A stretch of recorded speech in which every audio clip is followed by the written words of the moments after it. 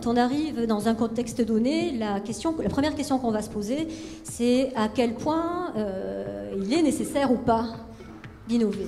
Est-ce qu'on va juste parler de quelque chose qui aurait juste à améliorer, juste une amélioration, et auquel cas peut-être il ne faut pas s'embarquer dans des changements immenses et de continuer à faire un peu comme on fait d'habitude serait suffisant. Et on va commencer par là. Et ensuite, la deuxième question, c'est dans le contexte du client, se dire si on se lance dans un projet d'innovation, alors c'est pourquoi faire, avec quelle intention. Et donc la clarification de la demande, c'est un grand temps de travail pour nous. Demain, la compétence clé des leaders et des managers, c'est la capacité à mobiliser l'intelligence collective de son écosystème, interne et externe. Et le leadership, il va se définir comme ça. Demain, vous, en tant que petits investisseurs dans des grands groupes, vous allez voir apparaître peut-être des référentiels où on va juger une grosse boîte par sa capacité à mieux le faire que les autres, au-delà de sa performance financière de l'année dernière. Peut-être un grand groupe, il va être sur une échelle de 7 à 10. Et tout ça, je pense, c'est au service de cette vision. Et demain, voilà, dans les écoles, dans les compétences, les modèles de management, c'est, voilà, tu as des ressources, prouve-moi comment tu mobilises bien l'intelligence collective de l'interne et de l'externe. Pour la petite histoire, quand on avait étudié, quand on avait fait un benchmark, on s'était dit qu'en effet, on avait observé qu'en effet, il y avait un taux d'échec qui était quand même assez important. Donc on a impliqué très en amont les futurs utilisateurs de Baobab en leur demandant ce qui pouvait leur être utile, de quoi ils allaient avoir besoin sur la plateforme et comment ils allaient pouvoir retrouver l'information qu'ils voulaient.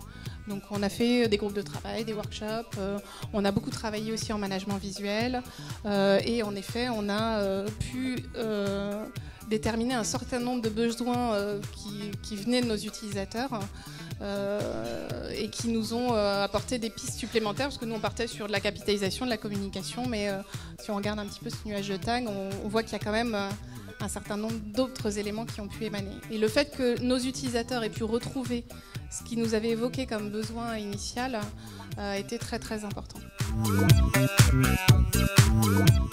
Si effectivement il a un intérêt dans son évaluation à être plus collaboratif ou être plus innovant, il n'est pas bête, a priori, à part quelques personnes très conservatrices, il va y aller. Si à l'inverse tout est fait pour que si il donne de la marge à quelqu'un d'autre ou c'est pas structuré pour ou il n'a aucun incentive à changer sa façon de faire, même s'il se dit que ça serait bien de changer, assez rapidement personne n'est suicidaire non plus.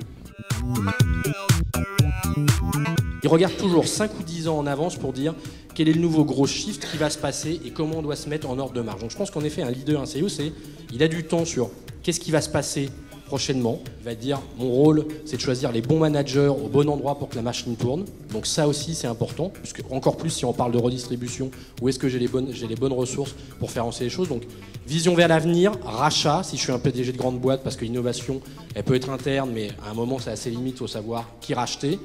Et puis aussi, à un moment ou à un autre, que ce soit en interne ou vers l'externe, votre patron, c'est votre premier sales vis-à-vis des clients et c'est votre premier communicant interne vis-à-vis de l'interne.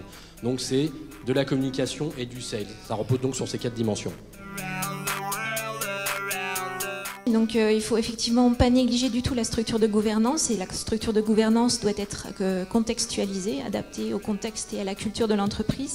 La dimension sponsorship est très importante, donc avoir un membre du comité de direction qui soit à minima, qui soit sponsor et qui nous soutienne et qui puisse remonter